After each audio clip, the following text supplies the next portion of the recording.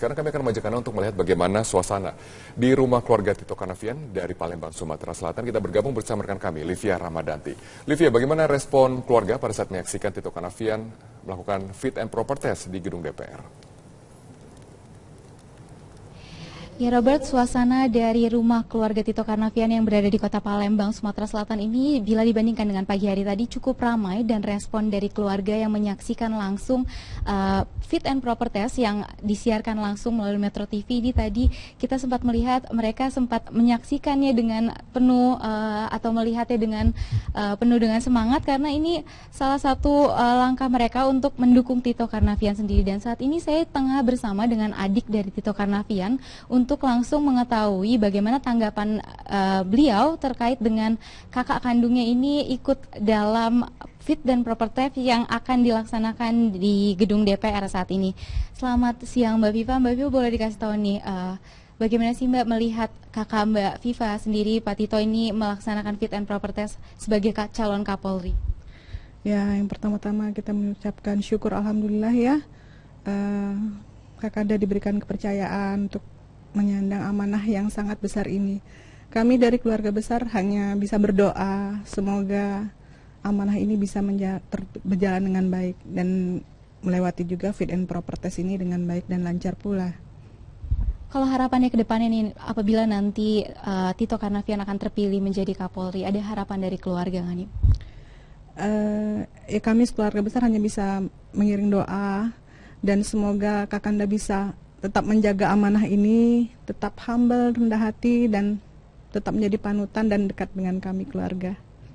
Ini rencananya nanti juga akan digelar acara pengajian ya? Apakah ini akan rutin dilakukan sampai proses pemilihan ini selesai?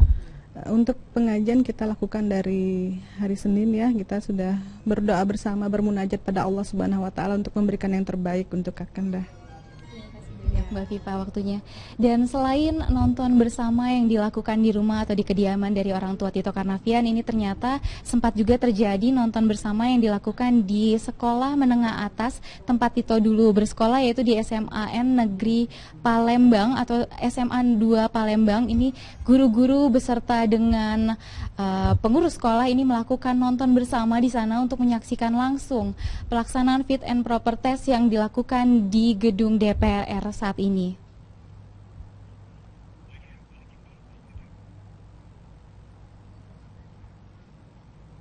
Demikian Robert. Baik, terima kasih Livia Ramadanti atas informasinya langsung dari Palembang, Sumatera Selatan. Itu adalah pandangan maupun juga masukan yang diberikan dari Desmond Mahesa, anggota Komisi 3 DPR, dan juga sebelumnya dari Junimat Girsang, anggota Komisi 3 DPR dari fraksi PDIP.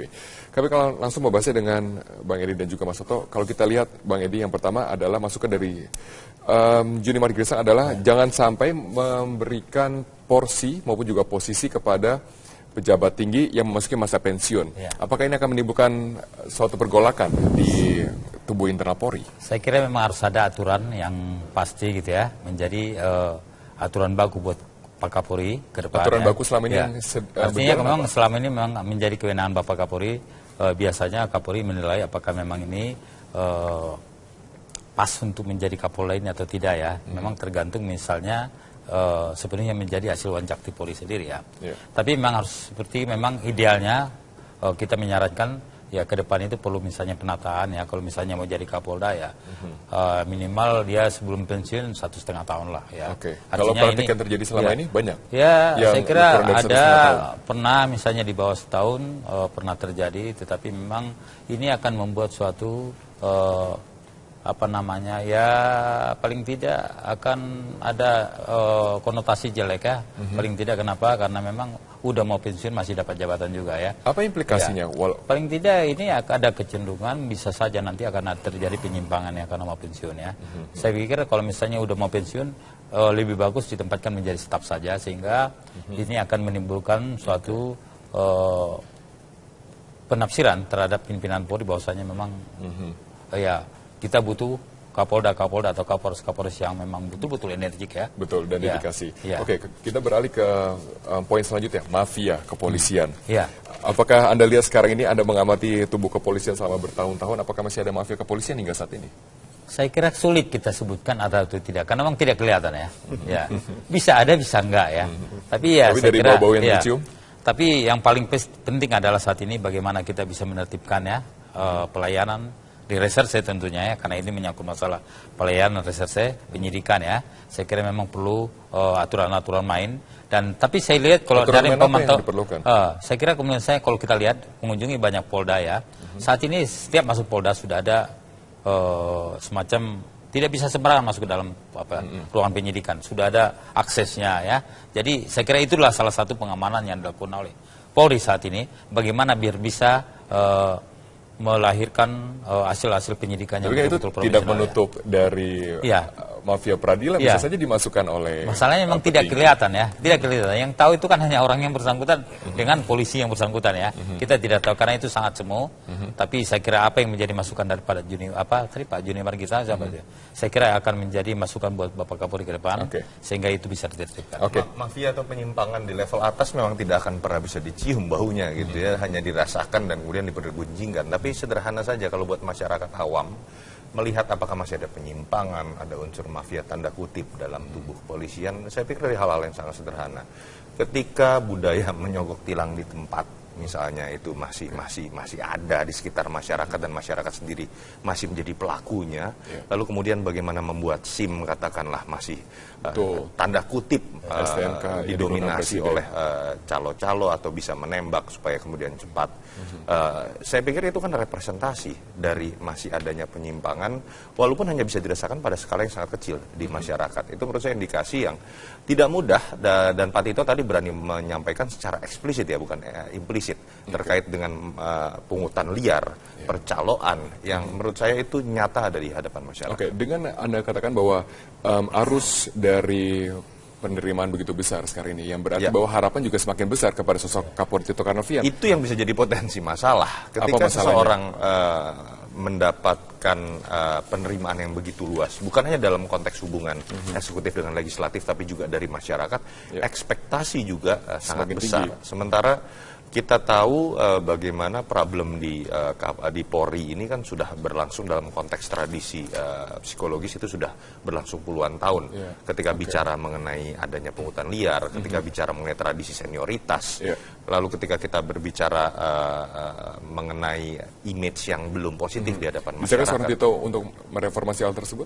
Iya, harapan masyarakat yang sangat besar biasanya ini seakan-akan kan orang harus menjadi tukang sulap gitu kan. Jadi tantangan terbesar menurut saya buat Pak Tito adalah setahun 2 tahun pertama ketika orang berharap dalam waktu cepat harus terjadi perubahan besar. Tapi dengan sisa waktu sampai 6 tahun menurut saya harusnya orang akan melihat perbaikan. Baik, ditahan dulu di sana, kita akan langsung bergabung bersama dengan Komisi 3 DPR. Kita akan saksikan fit and proper test yang sedang berlangsung.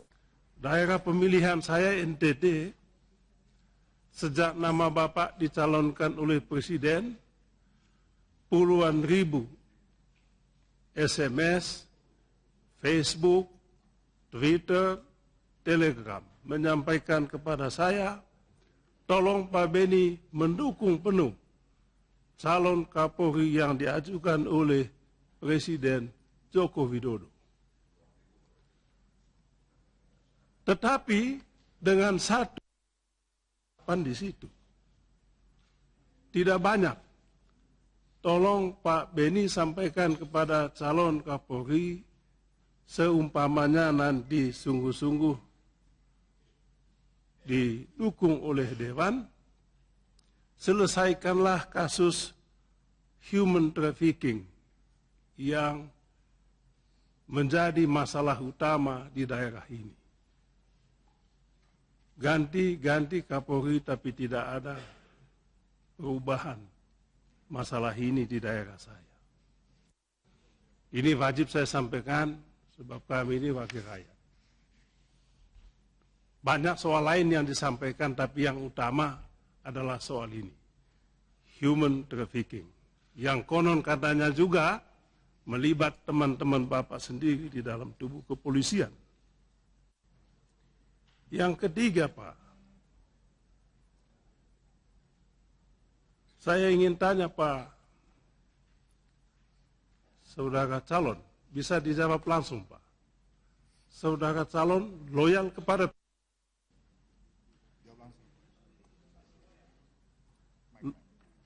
loyal kepada Presiden. Bapak Presiden adalah perlu dipahami bahwa institusi Polri adalah institusi yang unik karena dia berada pada dua komponen.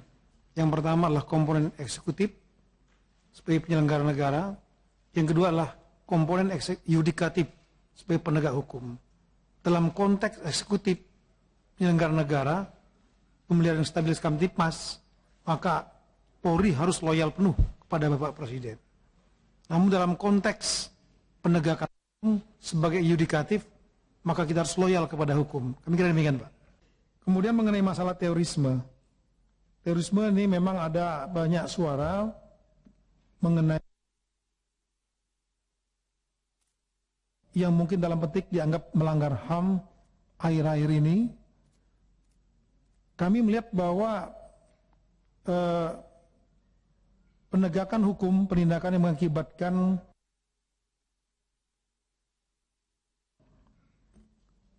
kami tergabung dalam penanganan terorisme. Di sini juga ada Pak Riko dan rekan-rekan yang lain, Pak Rudi, Kapolda Sulteng.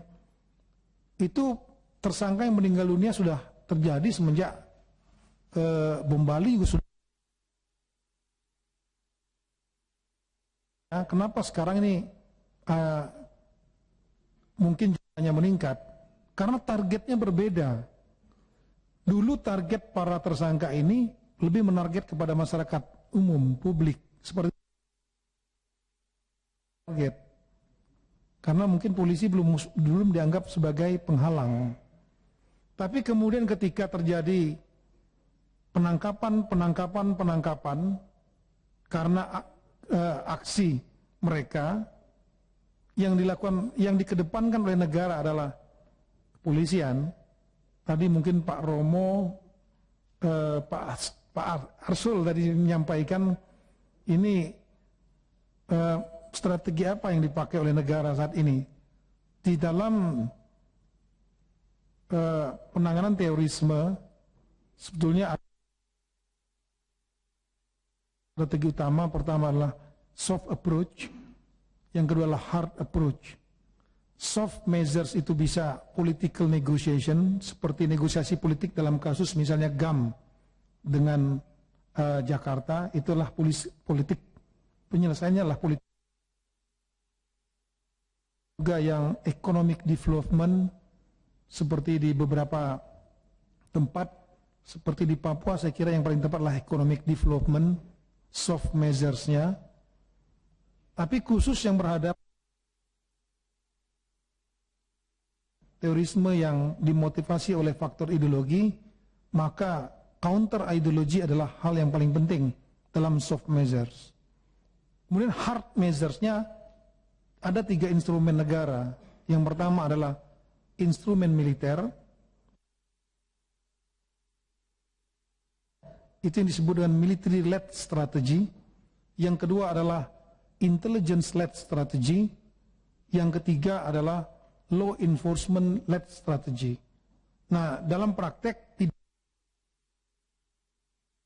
menafikan militer dan intelijen, tidak ada juga pendekatan yang murni militer, pasti ada unsur intelijen dan penegak hukum yang mendukung.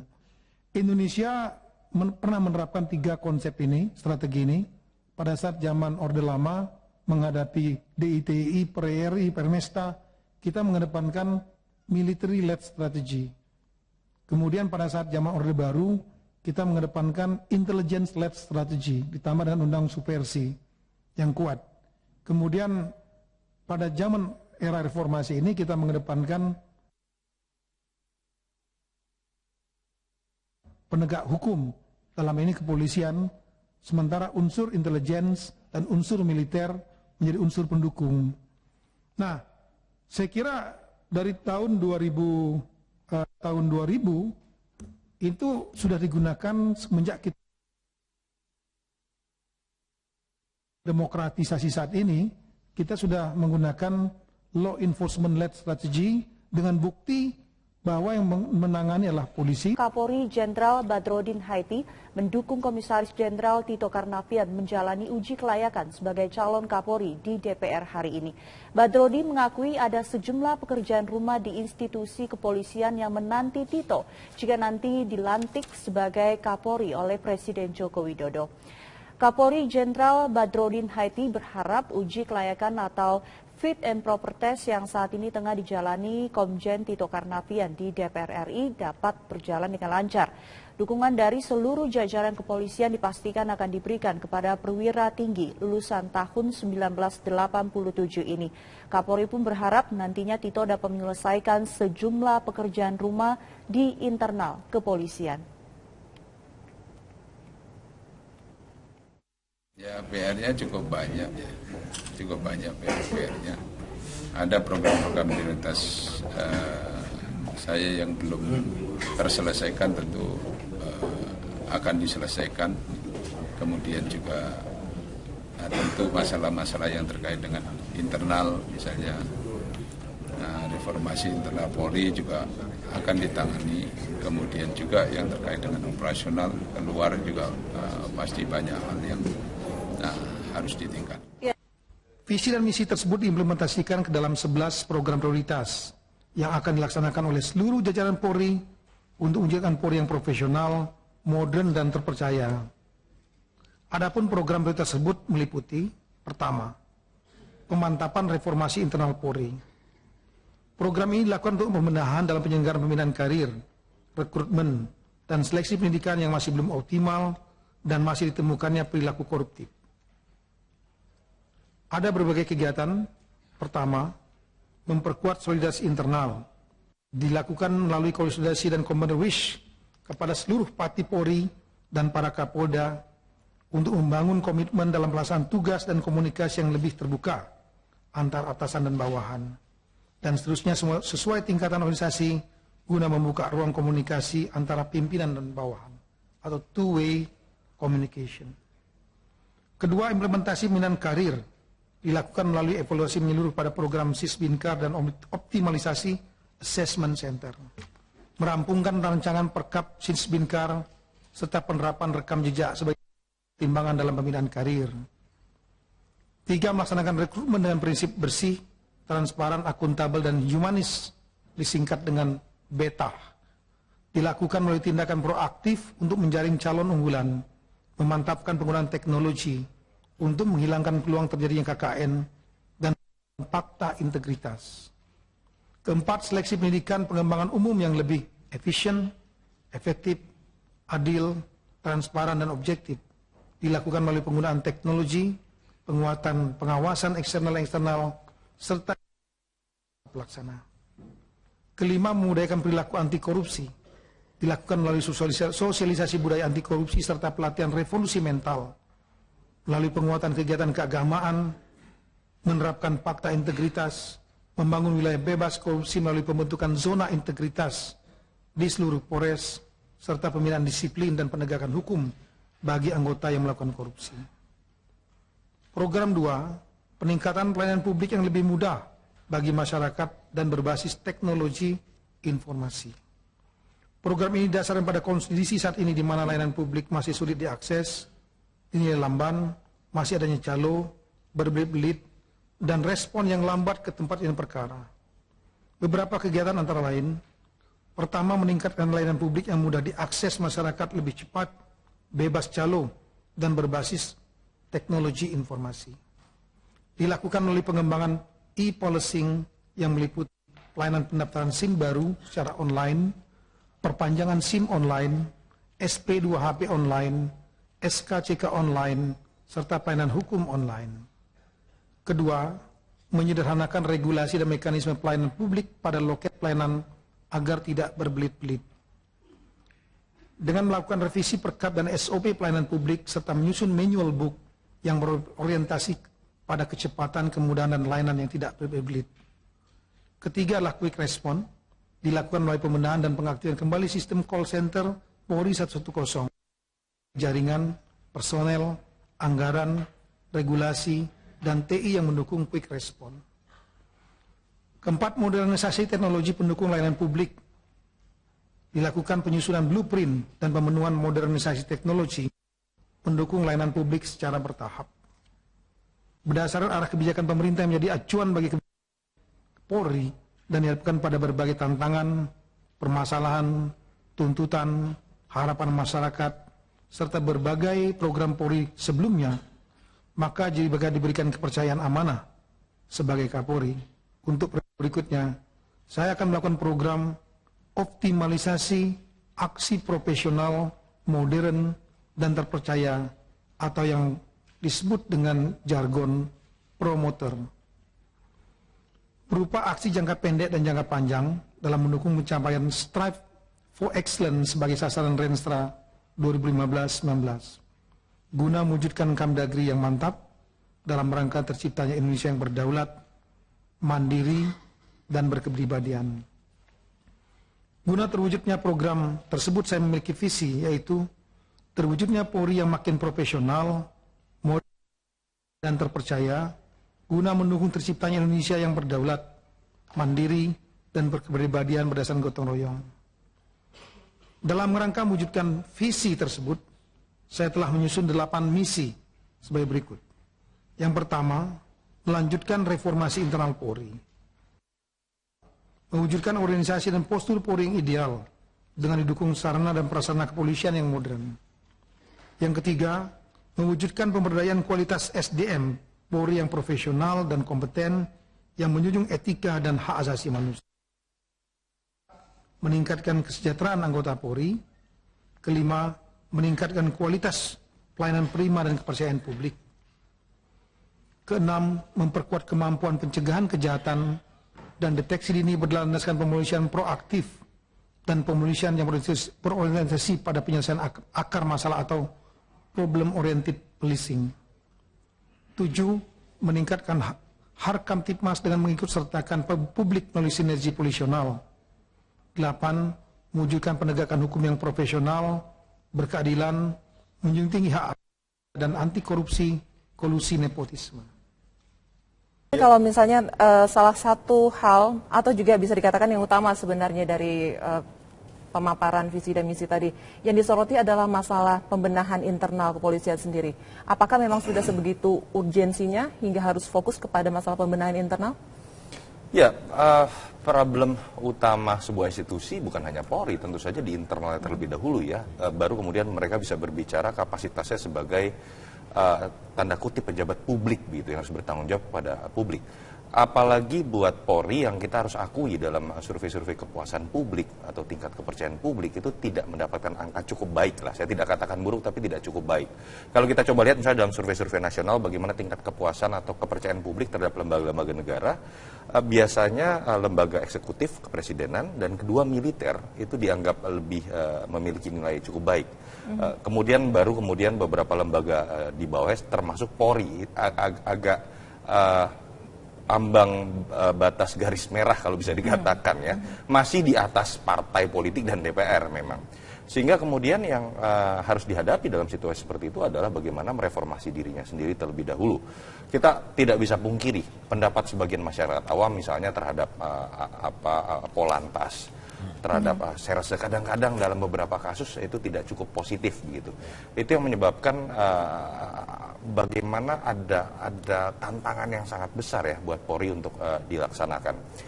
Kalau kemudian masuk ke dalam visi misi apa yang dikemukakan dan program prioritas apa yang dikemukakan oleh Pak Tito, tentu saja semuanya ideal. Itu juga yang sudah dilihat misalnya kalau kita melihat bagaimana fit and proper test Pak Badrodin, Pak Budi Gunawan.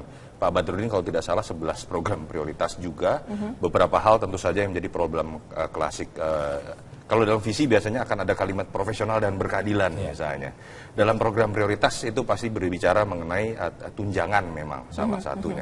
Dan kalau kita rekam dari apa yang sering diungkapkan oleh Pak Tito, saya pikir memang cukup positif ya dalam media-media sebelum fit and proper test dia sering mengatakan terkait dengan masalah Akpol, pembenahan masuknya Akpol misalnya. Lalu terkait juga dengan bagaimana laporan kekayaan yang harus dilakukan oleh pejabat Polri. Tapi yang cukup baik memang ditekankan dengan prasyarat tunjangan itu bisa naikkan secara lebih proporsional. Balik lagi, tetapi apakah itu hanya berawal dari niatan baik, tunjangan? Tidak juga. Itu juga tergantung pada bagaimana anggaran negara bisa memenuhi prasyarat. Artinya yang dihadapi oleh Pak Tito itu bukan sekedar permasalahan psikologis yang ada di dalam tubuh internal, tapi bagaimana kesiapan negara juga untuk membackup niatan besar yang dimiliki oleh dirinya. Dari 9 yang Bapak cantumkan, itu tidak mencantumkan persoalan miras, Pak. Padahal miras ini dengan narkoba dan kejahatan seksual seperti kakak adik. Seperti dua sisi mata uang yang tidak bisa dipisah. Dan kalau kita lihat perkembangan akhir ini, korban miras itu mungkin lebih banyak dari korban teroris, Pak. Khususnya miras oplosan. Nah, mungkin Pak calon bisa menjabarkan bagaimana langkah-langkah taktis dan strategis sehingga minuman keras itu yang sudah merambah ke semua lapisan masyarakat dari tua sampai muda, laki-laki atau perempuan, bisa menjadi kita atasi, Pak, sehingga rongrongan terhadap negeri ini satu persatu bisa kita urai. Kemudian yang kedua, masalah narkoba. Narkoba ini juga kalau dari sisi korban yang paling besar, Pak. Dan ini ancaman serius bagi negeri kita karena semua lapisan sudah menjadi korban narkoba. Apakah dia TNI, Polri, dosen, anak muda, dan semuanya, Pak. Sehingga narkoba ini saya usulkan menjadi program khusus, Pak calon Kapolri. Kalau jika saja, Pak, selama Bapak menjadi Kapolri, masalah narkoba, minuman keras, dan kejahatan seksual bisa diatasi dan menjadi sejarah bangsa ini, saya kira Pak Tito akan dicatat dengan tinta emas, Pak. Dan kalaulah misalkan miras, narkoba, kejahatan seksual itu bisa diselesaikan, maka Praksipan berpendapat bahwa setengah persoalan bangsa ini sudah selesai, Pak. Artinya ini tugas mulia Pak calon Kapolri dan jajarannya. Kita semua juga punya komitmen, pasti mendukung langkah-langkah yang akan diambil. Nah, oleh karena itu mohon nanti Pak penjelasan bagaimana lingkaran 3 bidang ini, miras, kejahatan seksual, dan narkoba ini bisa menjadi program prioritas Pak Kapolri. Pensiun lebih bagus ditempatkan menjadi staf saja, sehingga ini akan menimbulkan suatu penafsiran terhadap pimpinan Polri bahwasanya memang ya kita butuh Kapolda atau Kapolres yang memang betul-betul energik ya. Betul, dan dedikasi. Ya. Oke, kita beralih ke poin selanjutnya, mafia kepolisian. Ya. Apakah Anda lihat sekarang ini, Anda mengamati tubuh kepolisian selama bertahun-tahun, apakah masih ada mafia kepolisian hingga saat ini? Saya kira sulit kita sebutkan ada atau tidak, karena memang tidak kelihatan ya. Ya. Bisa ada, bisa enggak ya. Tapi ya tapi saya dari kira bau-bau yang ya. dicium? Tapi yang paling penting adalah saat ini bagaimana kita bisa menertibkan ya pelayanan di reserse tentunya ya, karena ini menyangkut masalah pelayanan reserse penyidikan ya. Saya kira memang perlu aturan-aturan main, dan tapi saya lihat kalau aturan dari pemantau saya kira kemudian kalau kita lihat mengunjungi banyak Polda ya. Saat ini setiap masuk Polda sudah ada semacam tidak bisa sembarangan masuk ke dalam ruangan penyidikan, sudah ada aksesnya ya. Jadi saya kira itulah salah satu pengamanan yang dilakukan oleh Polri saat ini, bagaimana biar bisa melahirkan hasil-hasil penyidikan yang betul-betul profesional. Tidak menutup dari mafia peradilan, bisa saja dimasukkan oleh. Masalahnya memang tidak kelihatan ya, tidak kelihatan. Yang tahu itu kan hanya orang yang bersangkutan dengan polisi yang bersangkutan ya. Kita tidak tahu karena itu sangat semu. Tapi saya kira apa yang menjadi masukan daripada Pak Junior kita, saya kira akan menjadi masukan buat Bapak Kapolri ke depan, sehingga itu bisa ditertibkan. Mafia atau penyimpangan di level atas memang tidak akan pernah bisa dicium baunya gitu ya, hanya dirasakan dan kemudian dipergunjingkan. Tapi sederhana saja kalau buat masyarakat awam melihat apakah masih ada penyimpangan, ada unsur mafia tanda kutip dalam tubuh kepolisian, saya pikir dari hal-hal yang sangat sederhana. Ketika budaya menyogok tilang di tempat misalnya itu masih ada di sekitar masyarakat dan masyarakat sendiri masih menjadi pelakunya, lalu kemudian bagaimana membuat SIM katakanlah masih tanda kutip didominasi oleh calo-calo atau bisa menembak supaya kemudian cepat. Saya pikir itu kan representasi dari masih adanya penyimpangan, walaupun hanya bisa dirasakan pada skala yang sangat kecil di masyarakat. Itu menurut saya indikasi yang tidak mudah, dan Pak Tito tadi berani menyampaikan secara eksplisit ya, bukan implisit, terkait dengan pungutan liar, percaloan, yang menurut saya itu nyata ada di hadapan masyarakat. Oke, dengan Anda katakan bahwa arus dari penerimaan begitu besar sekarang ini, yang berarti bahwa harapan juga semakin besar kepada sosok Kapolri Tito Karnavian. Itu yang bisa jadi potensi masalah ketika seseorang mendapatkan penerimaan yang begitu luas, bukan hanya dalam konteks hubungan eksekutif dengan legislatif, tapi juga dari masyarakat. Ekspektasi juga sangat besar. Sementara kita tahu bagaimana problem di Polri ini kan sudah berlangsung dalam konteks tradisi psikologis, itu sudah berlangsung puluhan tahun. Ketika bicara mengenai adanya pungutan liar, ketika bicara mengenai tradisi senioritas, lalu ketika kita berbicara mengenai image yang belum positif di hadapan masyarakat. Bisa seorang Tito untuk mereformasi hal tersebut? Iya, harapan masyarakat yang sangat besar biasanya ini seakan-akan kan orang harus menjadi tukang sulap gitu kan. Jadi tantangan terbesar menurut saya buat Pak Tito adalah 1-2 tahun pertama ketika orang berharap dalam waktu cepat harus terjadi perubahan besar. Tapi dengan sisa waktu sampai 6 tahun menurut saya harusnya orang akan melihat perbaikan. Baik, ditahan dulu di sana, kita akan langsung bergabung bersama dengan Komisi 3 DPR. Kita akan saksikan fit and proper test yang sedang berlangsung.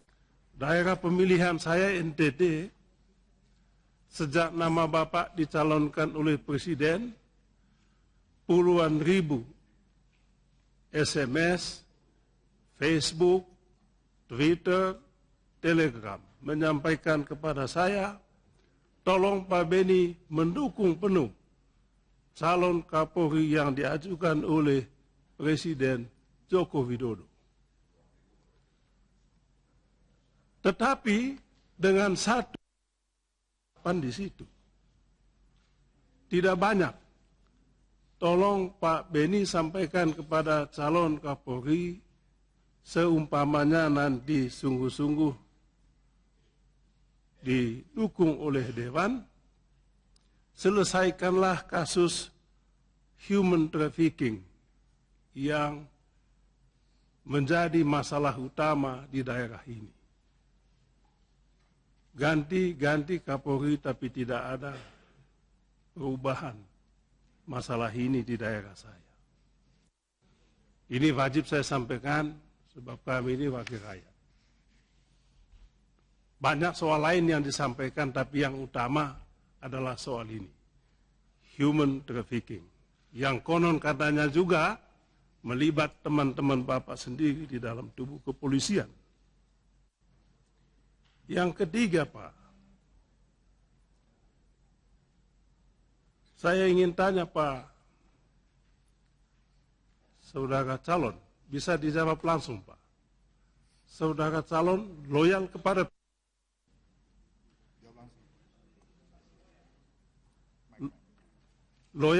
Presiden? Bapak Presiden adalah, perlu dipahami bahwa institusi Polri adalah institusi yang unik. Karena dia berada pada 2 komponen. Yang pertama adalah komponen eksekutif sebagai penyelenggara negara. Yang kedua adalah komponen yudikatif sebagai penegak hukum. Dalam konteks eksekutif penyelenggara negara, pemeliharaan stabilitas Kamtipmas, maka Polri harus loyal penuh kepada Bapak Presiden. Namun dalam konteks penegakan hukum sebagai yudikatif, maka kita harus loyal kepada hukum. Kami kira demikian, Pak. Kemudian mengenai masalah terorisme. Terorisme ini memang ada banyak suara mengenai yang mungkin dalam petik dianggap melanggar HAM akhir-akhir ini. Kami melihat bahwa penegakan hukum, penindakan yang mengakibatkan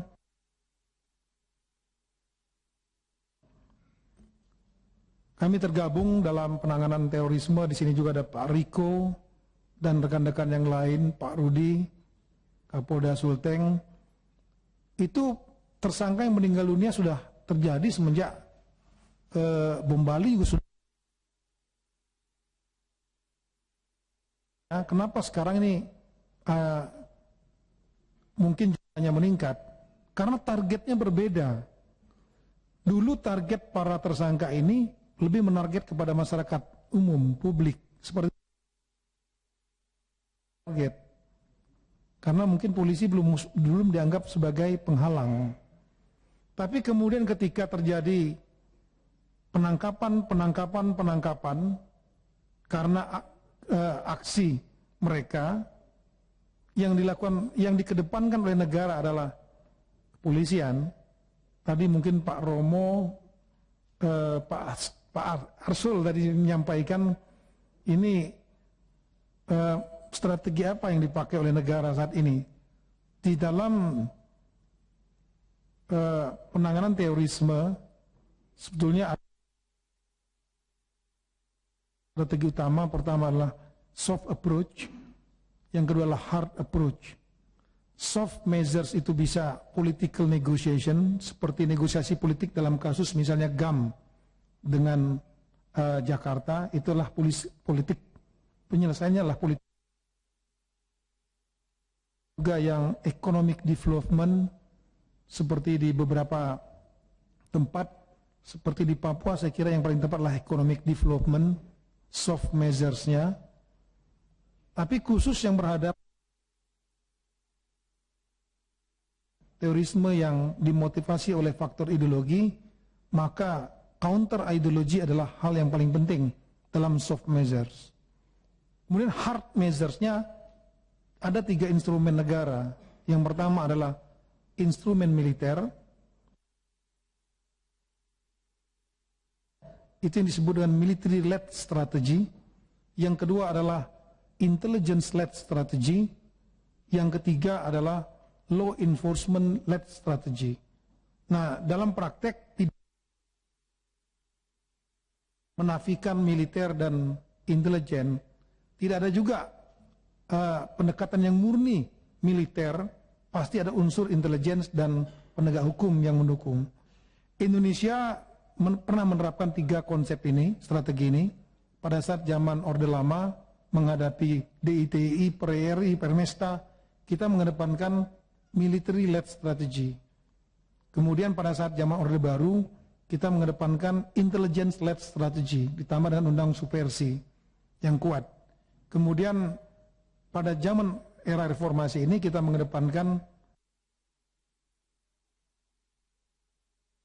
penegak hukum, dalam ini kepolisian, sementara unsur intelligence dan unsur militer menjadi unsur pendukung. Nah, saya kira dari tahun 2000 itu sudah digunakan semenjak kita demokratisasi saat ini, kita sudah menggunakan law enforcement led strategy dengan bukti bahwa yang menangani adalah polisi. Kapolri Jenderal Badrodin Haiti mendukung Komisaris Jenderal Tito Karnavian menjalani uji kelayakan sebagai calon Kapolri di DPR hari ini. Badrodin mengakui ada sejumlah pekerjaan rumah di institusi kepolisian yang menanti Tito jika nanti dilantik sebagai Kapolri oleh Presiden Joko Widodo. Kapolri Jenderal Badrodin Haiti berharap uji kelayakan atau fit and proper test yang saat ini tengah dijalani Komjen Tito Karnavian di DPR RI dapat berjalan dengan lancar. Dukungan dari seluruh jajaran kepolisian dipastikan akan diberikan kepada perwira tinggi lulusan tahun 1987 ini. Kapolri pun berharap nantinya Tito dapat menyelesaikan sejumlah pekerjaan rumah di internal kepolisian. Ya, PR-nya cukup banyak ya, cukup banyak PR-nya. Ada program-program prioritas saya yang belum terselesaikan, tentu akan diselesaikan. Kemudian juga tentu masalah-masalah yang terkait dengan internal, misalnya reformasi internal Polri juga akan ditangani. Kemudian juga yang terkait dengan operasional keluar juga pasti banyak hal yang harus ditingkatkan. Visi dan misi tersebut diimplementasikan ke dalam 11 program prioritas yang akan dilaksanakan oleh seluruh jajaran Polri untuk mewujudkan Polri yang profesional, modern dan terpercaya. Adapun program prioritas tersebut meliputi: pertama, pemantapan reformasi internal Polri. Program ini dilakukan untuk pembenahan dalam penyelenggaraan pembinaan karir, rekrutmen, dan seleksi pendidikan yang masih belum optimal dan masih ditemukannya perilaku koruptif. Ada berbagai kegiatan. Pertama, memperkuat solidaritas internal. Dilakukan melalui konsolidasi dan Commander Wish kepada seluruh Pati Polri dan para Kapolda untuk membangun komitmen dalam pelaksanaan tugas dan komunikasi yang lebih terbuka antar atasan dan bawahan. Dan seterusnya sesuai tingkatan organisasi guna membuka ruang komunikasi antara pimpinan dan bawahan atau two-way communication. Kedua, implementasi pembinaan karir dilakukan melalui evaluasi menyeluruh pada program Sisbinkar dan optimalisasi assessment center. Merampungkan rancangan perkap Sisbinkar serta penerapan rekam jejak sebagai timbangan dalam pembinaan karir. Tiga, melaksanakan rekrutmen dengan prinsip bersih, transparan, akuntabel, dan humanis, disingkat dengan BETA. Dilakukan melalui tindakan proaktif untuk menjaring calon unggulan, memantapkan penggunaan teknologi untuk menghilangkan peluang terjadinya KKN, dan fakta integritas. Keempat, seleksi pendidikan pengembangan umum yang lebih efisien, efektif, adil, transparan, dan objektif. Dilakukan melalui penggunaan teknologi. Sekarang kami akan mengajak Anda untuk melihat bagaimana suasana di rumah keluarga Tito Karnavian dari Palembang, Sumatera Selatan. Kita bergabung bersama rekan kami, Livia Ramadanti. Livia, bagaimana respon keluarga pada saat menyaksikan Tito Karnavian melakukan fit and proper test di gedung DPR? Ya Robert, suasana dari rumah keluarga Tito Karnavian yang berada di kota Palembang, Sumatera Selatan ini bila dibandingkan dengan pagi hari tadi cukup ramai, dan respon dari keluarga yang menyaksikan langsung fit and proper test yang disiarkan langsung melalui Metro TV ini tadi kita sempat melihat mereka sempat menyaksikannya dengan penuh atau melihatnya dengan penuh dengan semangat, karena ini salah satu langkah mereka untuk mendukung Tito Karnavian sendiri. Dan saat ini saya tengah bersama dengan adik dari Tito Karnavian untuk langsung mengetahui bagaimana tanggapan beliau terkait dengan kakak kandungnya ini ikut dalam fit dan proper test yang akan dilaksanakan di gedung DPR saat ini. Selamat siang Mbak Viva. Mbak Viva, boleh dikasih tahu nih bagaimana sih Mbak melihat kakak Mbak Viva sendiri, Pak Tito ini melaksanakan fit and proper test sebagai calon Kapolri? Ya, yang pertama-tama kita mengucapkan syukur alhamdulillah ya, Kakanda diberikan kepercayaan untuk menyandang amanah yang sangat besar ini. Kami dari keluarga besar hanya bisa berdoa semoga amanah ini bisa berjalan dengan baik dan melewati juga fit and proper test ini dengan baik dan lancar pula. Kalau harapannya ke depannya nih, apabila nanti Tito Karnavian akan terpilih menjadi Kapolri, ada harapan dari keluarga nggak nih? Ya kami keluarga besar hanya bisa mengiring doa dan semoga Kakanda bisa tetap menjaga amanah ini, tetap humble, rendah hati, dan tetap menjadi panutan dan dekat dengan kami keluarga. Ini rencananya nanti juga akan digelar acara pengajian ya, apakah ini akan rutin dilakukan sampai proses pemilihan ini selesai? Untuk pengajian kita lakukan dari hari Senin ya, kita sudah berdoa bersama, bermunajat pada Allah Subhanahu wa Ta'ala untuk memberikan yang terbaik untuk Kakanda. Mbak Viva waktunya. Dan selain nonton bersama yang dilakukan di rumah atau di kediaman dari orang tua Tito Karnavian, ini ternyata sempat juga terjadi nonton bersama yang dilakukan di sekolah menengah atas tempat Tito dulu bersekolah, yaitu di SMAN Negeri Palembang atau SMA 2 Palembang. Ini guru-guru beserta dengan pengurus sekolah ini melakukan nonton bersama di sana untuk menyaksikan langsung pelaksanaan fit and proper test yang dilakukan di gedung DPR saat ini.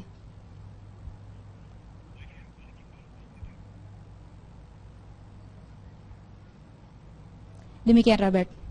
Baik, terima kasih Livia Ramadanti atas informasinya langsung dari Palembang, Sumatera Selatan. Itu adalah pandangan maupun juga masukan yang diberikan dari Desmond Mahesa, anggota Komisi 3 DPR, dan juga sebelumnya dari Juni Matkirsang, anggota Komisi 3 DPR dari fraksi PDIP.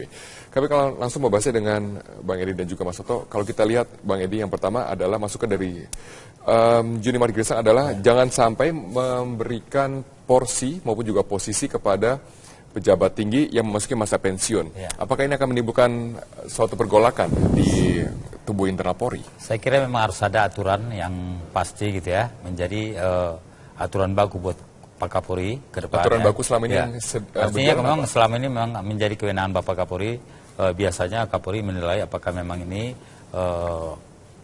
pas untuk menjadi Kapolri ini atau tidak ya. Memang tergantung misalnya sepenuhnya menjadi hasil wanjakti Polri sendiri ya.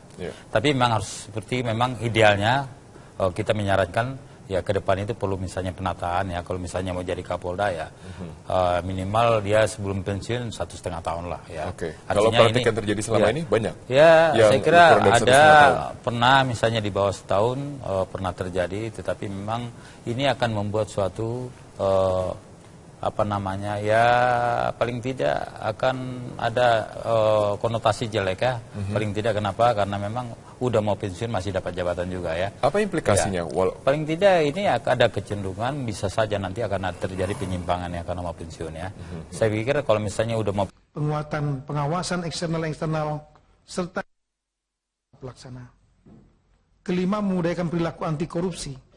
Dilakukan melalui sosialisasi budaya anti korupsi serta pelatihan revolusi mental, melalui penguatan kegiatan keagamaan, menerapkan fakta integritas, membangun wilayah bebas korupsi melalui pembentukan zona integritas di seluruh Polres, serta pembinaan disiplin dan penegakan hukum bagi anggota yang melakukan korupsi. Program 2, peningkatan pelayanan publik yang lebih mudah bagi masyarakat dan berbasis teknologi informasi. Program ini dasarkan pada kondisi saat ini di mana layanan publik masih sulit diakses, dinilai lamban, masih adanya calo, berbelit-belit, dan respon yang lambat ke tempat yang perkara. Beberapa kegiatan antara lain, pertama meningkatkan layanan publik yang mudah diakses masyarakat lebih cepat, bebas calo, dan berbasis teknologi informasi. Dilakukan melalui pengembangan e-policing yang meliputi pelayanan pendaftaran SIM baru secara online, perpanjangan SIM online, SP2HP online, SKCK online, serta pelayanan hukum online. Kedua, menyederhanakan regulasi dan mekanisme pelayanan publik pada loket pelayanan agar tidak berbelit-belit. Dengan melakukan revisi Perkap dan SOP pelayanan publik serta menyusun manual book yang berorientasi pada kecepatan, kemudahan, dan layanan yang tidak berbelit.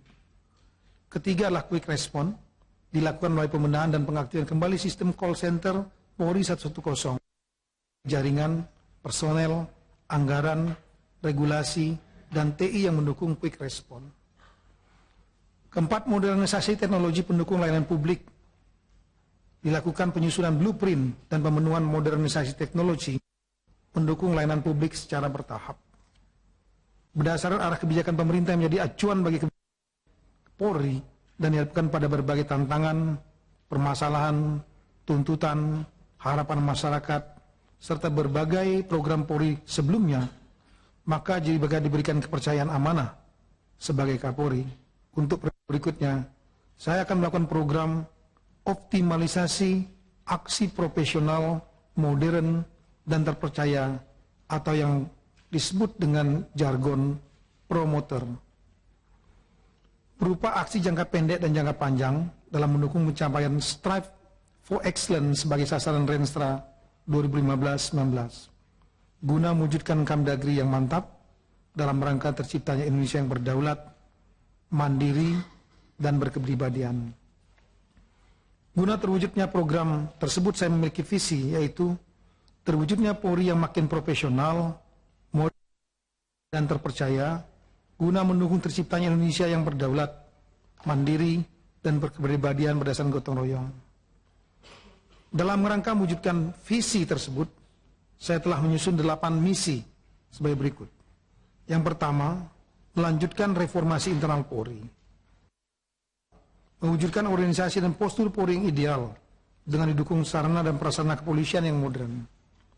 Yang ketiga, mewujudkan pemberdayaan kualitas SDM Polri yang profesional dan kompeten yang menjunjung etika dan hak asasi manusia. Meningkatkan kesejahteraan anggota Polri. Kelima, meningkatkan kualitas pelayanan prima dan kepercayaan publik. Keenam, memperkuat kemampuan pencegahan kejahatan dan deteksi dini berlandaskan pemolisian proaktif dan pemulihan yang berorientasi pada penyelesaian akar masalah atau problem oriented policing. 7. Meningkatkan harkam tipmas dengan mengikut sertakan publik melalui sinergi polisional. 8. Mewujudkan penegakan hukum yang profesional, berkeadilan, menjunjung tinggi hak dan anti korupsi, kolusi nepotisme. Kalau misalnya salah satu hal atau juga bisa dikatakan yang utama sebenarnya dari pemaparan visi dan misi tadi yang disoroti adalah masalah pembenahan internal